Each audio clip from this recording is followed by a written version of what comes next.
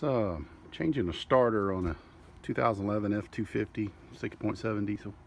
Not a lot of videos out there showing how to get to these things and how to replace them. This is the original starter and we're in December 2018, so 7 years out of a starter is a pretty good long lifespan, so maybe that's why there's not too many videos. But the found a couple of things in there that talked about just removing the passenger fender well. I didn't have to remove it entirely, just the back side there, 6 or 7 bolts seem to come out and just fold it out of the way.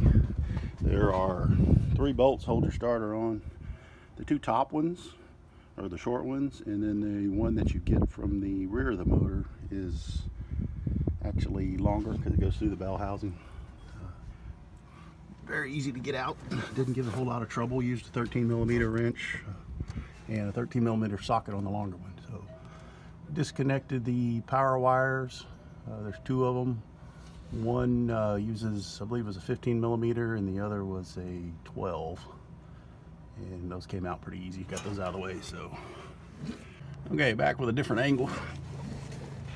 Looks like we got to back this starter out and rotate it counterclockwise so that we can get it turned. And what we want is this front part to come out first. I had it out, partially out just a second ago.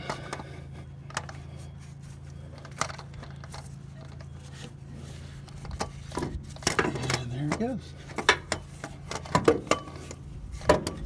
Come out between the engine and the frame. It.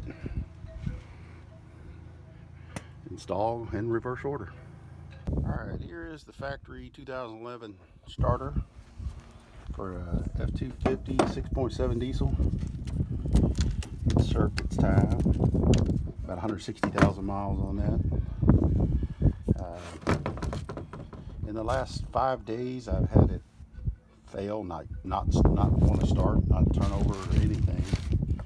About 4 times in the last 5 days. So we put new batteries on about 45 days ago. We did voltage drop test on those and dead load test, and the batteries seem to be fine. So rule it down to the starter. This is a remanufactured Ultima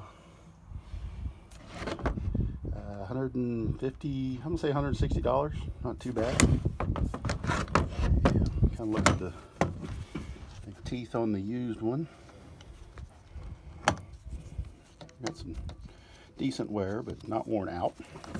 I think we were just getting some electrical overload, some shorts in there, because judging by how this coating is peeling off, flaking off, as opposed it's nice and pretty fresh and covered here. So we hope that fixes the problem.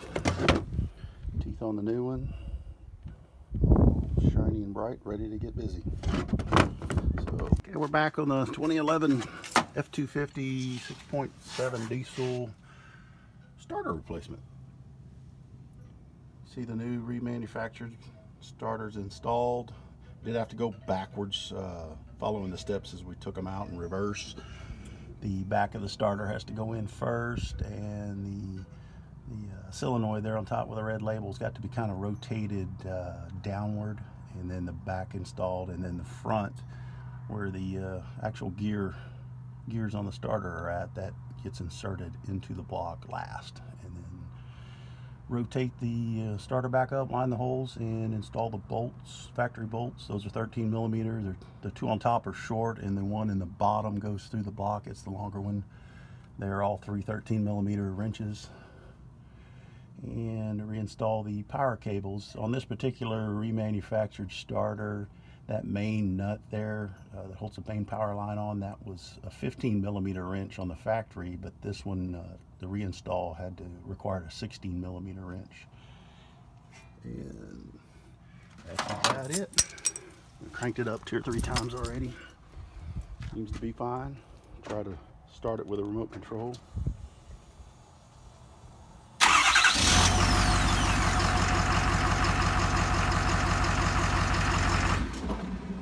All good.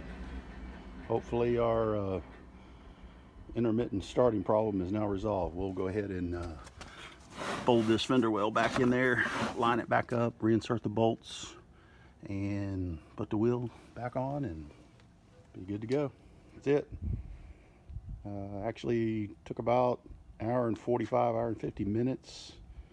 But someone with a little more skills and smaller hands that could get in and out of there could probably do a little quicker. So overall, not a bad DIY project.